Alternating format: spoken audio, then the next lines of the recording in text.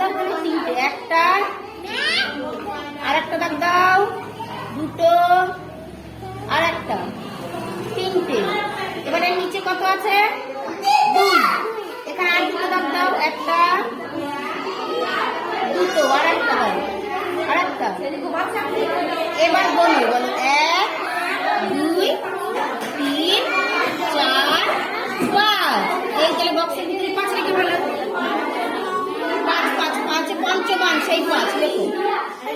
হ্যাঁ ওই দেখো 5 লেখা রয়েছে, লেখো এখানে, লেখো এই বক্সে। হ্যাঁ এই 5, এই যে এইভাবে টেনে, এইভাবে। বাহ, সুন্দর হয়েছে।